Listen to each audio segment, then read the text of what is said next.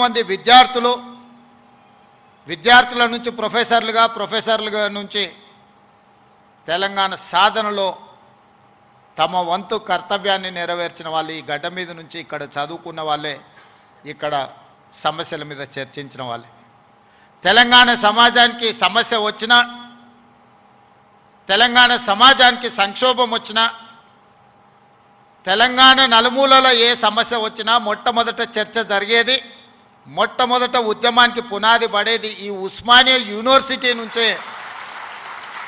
కేవలం ఉస్మానియా యూనివర్సిటీ చదువుకోవడానికి, ప్రభుత్వ ఉద్యోగాన్ని సాధించడానికి కాదు, ఈ తెలంగాణ సమాజమైన 4 కోట్ల ప్రజలకు ఏ సమస్య వచ్చినా ఆ సమస్య మాదిగా భావించి చదువుతో పాటు పోరాటాన్ని నేర్పిన ఉస్మానియా యూనివర్సిటీ ఈనాడు తెలంగాణ రాష్ట్ర సాధనలో రాజకీయ పార్టీలు, రాజకీయ నేతలు వైఫల్యం చెంది ఇక మా వల్ల కాదు అని కాడి కింద పడేసినప్పుడు ఉస్మానియా యూనివర్సిటీ విద్యార్థులు ఉద్యమ బాట పట్టిన తర్వాతనే ఈ తెలంగాణ రాష్ట్ర సాధన కళ సాకారమైంది. ఇక్కడున్న ప్రొఫెసర్ కోదండరామ్ గారు ఆనాడు పొలిటికల్ జేఏసీకి నాయకత్వం వహించి తెలంగాణ రాష్ట్ర కళను ఈరోజు మనం నిజం చేసుకున్నాం. ఆనాడు చాలామంది చాలా రకాలుగా ప్రయత్నాలు చేశారు. ప్రతి ప్రయత్నంలో ఒక రాజకీయ ప్రయోజనంతో కూడుకున్న నిగూఢమైన ఒక ప్రణాళిక, ఆలోచన ఉండడం వల్ల ఆ రాజకీయ నాయకుల యొక్క రాజకీయ ప్రయోజనం కోసం ప్రయత్నం చేస్తున్నప్పుడు వాళ్ళని సంపూర్ణంగా సమాజం విశ్వసించలేదు. అందుకే తెలంగాణ రాష్ట్ర సాధన వాదాయ పడుతున్న సందర్భంలో ఉస్మానియా యూనివర్సిటీ విద్యార్థులు మలిదశ తెలంగాణ ఉద్యమంలో శ్రీకాంతాచారి అమరుడై మన అందరికీ ఒక హితబోధ, ఒక జ్ఞానోదయం కలిగించి, శ్రీకాంతాచార్య అమరుడు అవ్వడం వల్ల శ్రీకాంతాచారి కుటుంబానికి ఎలాంటి ప్రయోజనం లేదు. శ్రీకాంతాచారి బతికుంటే గొప్పోడు అయి ఉండేవాడు, వాళ్ళ తల్లిదండ్రులకు ఎంతో కొంత సహాయం అందించి ఉండేవాడు. కానీ పాలకుల యొక్క ఆలోచనను, రాజకీయ పార్టీల యొక్క విధానాన్ని ప్రజల మధ్యన నిరసన తెలపడానికి తన ఆత్మ బలిదానం ఒక ఉత్ప్రేరకంగా పనిచేస్తుంది అని చెప్పి శ్రీకాంతాచారి మలి తెలంగాణ ఉద్యమంలో మొట్టమొదటి అమరుడై ఈ ఉస్మానియా యూనివర్సిటీ నుంచే తెలంగాణ ఉద్యమానికి పునాదులు పడ్డాయి.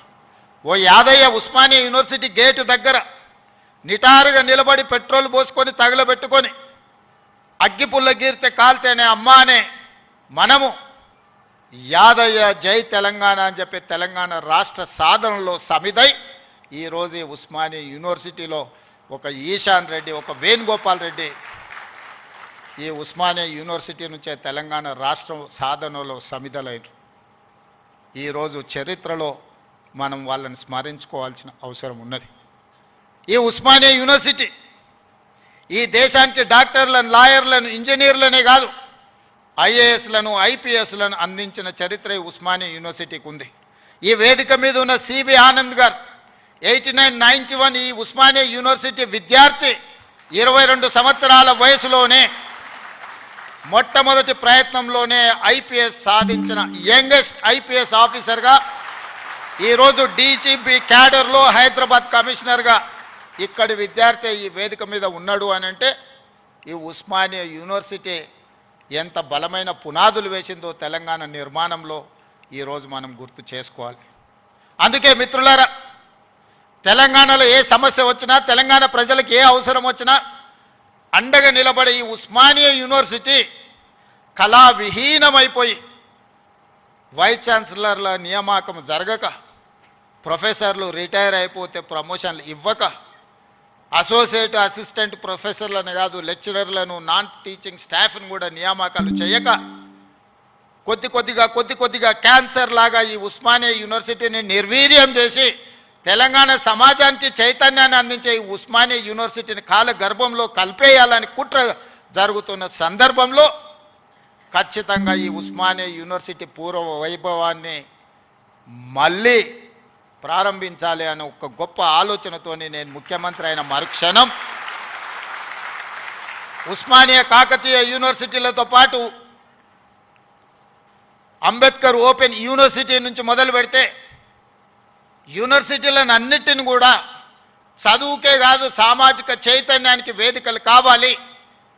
ఈ యూనివర్సిటీల వైస్ ఛాన్సలర్కి ఒక సామాజిక స్పృహతో పాటు సామాజిక చైతన్యం ఉన్న వాళ్ళని నియమించాలి అని చెప్పి సామాజిక న్యాయాన్ని చేయడమే కాదు, చేసి చెప్పడమే కాదు, చేసి చూపించినాం.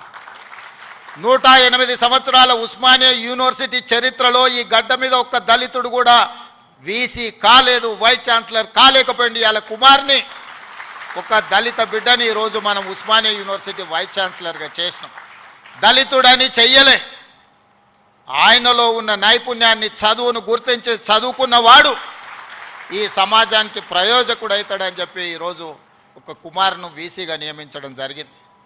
ప్రొఫెసర్ చక్రపాణి గారిని ఇవాళ వైస్ ఛాన్సలర్గా నియమించడమంటే తెలంగాణ ఉద్యమంలో పాల్గొనడమే కాదు, తెలంగాణ సమాజానికి ఏమి కావాలనో ఆలోచించగలిగిన శక్తి ఉంది కాబట్టే ఈరోజు వారిని కూడా మనం వైస్ ఛాన్సలర్గా నియమించుకున్నాం. ప్రొఫెసర్ పురుషోత్తంని విద్యా కమిషన్లో ఈరోజు నియమించడము అని అంటే వారు చదువుకున్నారు కాబట్టి. ఇలా విద్యా కమిషన్ను మొట్టమొదటిసారి తెలంగాణ రాష్ట్రంలో ఏర్పాటు చేసుకుంటే అక్నూర్ మురళి ఐఏఎస్ ఆఫీసర్ని దానికి నియమించడమంటే, ఒక చారగొండ వెంకటేష్ని ఈ యూనివర్సిటీ విద్యార్థిని అందులో సభ్యుడిగా వేసినామంటే ఈరోజు వాళ్ళు చదువుకున్నారు, చైతన్యం ఉన్నది కాబట్టే ఈ సమాజానికి ప్రయోజనం చేకూరాలి అని ఈరోజు బాలలక్ష్మికి కూడా అవకాశం ఇచ్చినామంటే ఈ ఉస్మానియా యూనివర్సిటీ విద్యార్థిని. ఈరోజు దయాకర్ ఇక్కడ ఎమ్మెల్సీ అయి కూర్చున్నాడంటే ఇక్కడ చదువుకొని ఇక్కడి నుంచి రాణించిన విద్యార్థులు వీళ్ళందరూ. ఈ ఉస్మానియా యూనివర్సిటీ 4వ తరగతో 3వ తరగతో లేకపోతే 2వ తరగతో లేకపోతే గ్రూప్ 1 ఆఫీసర్లను ఉత్పత్తి చేయడానికి కాదు, ఈ తెలంగాణ సమాజాన్ని పునర్నిర్మించడానికి అవసరమైన మేధా సంపత్తిని ఈ ఉస్మానియా యూనివర్సిటీ నుంచి మేము ఆశిస్తున్నాం. అందుకే ఇవాళ మిత్రులారా 21 సంవత్సరాలలో ఐఏఎస్లు ఐపీఎస్లై జిల్లా అధికారులుగా పరిపాలన సాగిస్తున్న ఈ సందర్భంలో ఒకనాడు రాజ్యాంగం రాసుకున్నప్పుడు డాక్టర్ బాబాసాహెబ్ అంబేద్కర్ గారు 21 సంవత్సరాల ఓటు హక్కునిచ్చి 25 సంవత్సరాలు శాసనసభ ఎన్నికల్లో పోటీ చేయడానికి ఒక అర్హత పెట్టారు. ఈరోజు మీ అందరి సమక్షంలో ఈ ఉస్మానియా యూనివర్సిటీ నుంచి ఒక కార్యాచరణగా ఒక ఉద్యమంగా ఆలోచన చేయండి. ఓటు హక్కు రాజీవ్ గాంధీ గారు 18 సంవత్సరాలకు తగ్గించినప్పుడు ఐఏఎస్ ఐపీఎస్లు 21 సంవత్సరాలు నిండిన వాళ్ళు ఈరోజు పరిపాలన సాగిస్తుంటే శాసనసభలో 21 సంవత్సరాలు నిండిన యువకులు ఎందుకు ఎమ్మెల్యేలుగా ఉండకూడదో ఒకసారి ఆలోచన చేయండి. యువ నాయకత్వం ఈ దేశానికి అవసరం ఉన్నది.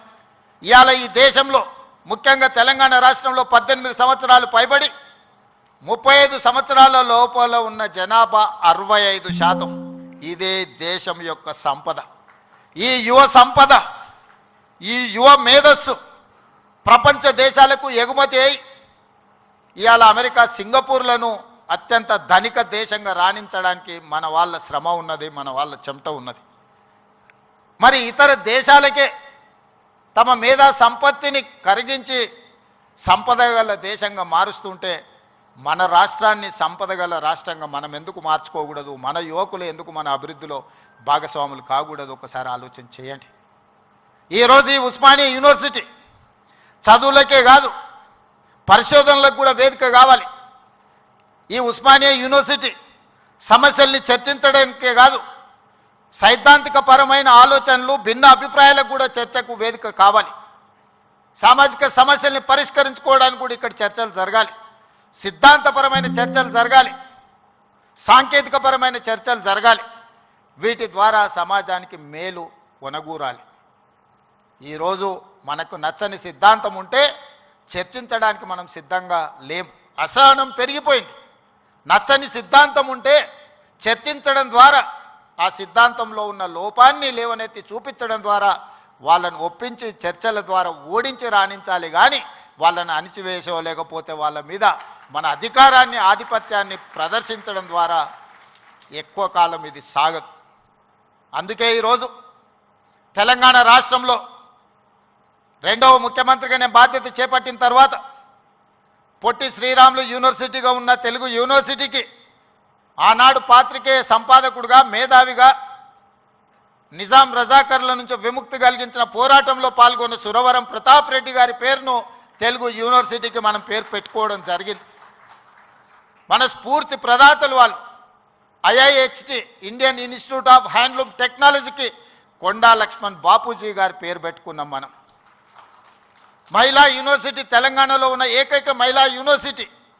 ఆ మహిళా యూనివర్సిటీకి ఆనాడు ఘడీలకు, దొరలకు, జమీందారులకు వ్యతిరేకంగా, రజాకర్లకు వ్యతిరేకంగా నిటారుగా నిలబడి కొట్లాడిన చాకలి ఐలమ్మ పేరు వీరనారి చాకలి ఐలమ్మ యూనివర్సిటీగా ఈరోజు కోటి ఉమెన్స్ కాలేజీని ఒక యూనివర్సిటీగా తీర్చిదిద్ది పోరాటానికి స్ఫూర్తినిచ్చిన వీరనారి చాకలి ఐలమ్మ పేరు ఈరోజు మనం పెట్టుకోవడం జరిగింది.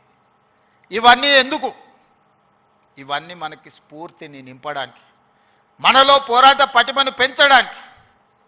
ఆనాడు తెలంగాణ యువత సమస్యల మీద పోరాటం చేసే చైతన్య పరులుగా ఉన్నారు. కానీ ఈనాడు ముఖ్యమంత్రిగా నాకు అందుతున్న సమాచారం తెలంగాణ ప్రాంతంలో జరుగుతున్న పరిణామాలు మానసిక వేదనకు గురి చేసే పరిస్థితి ఉన్నది. ఈరోజు పట్టణ ప్రాంతాలలో లేకపోతే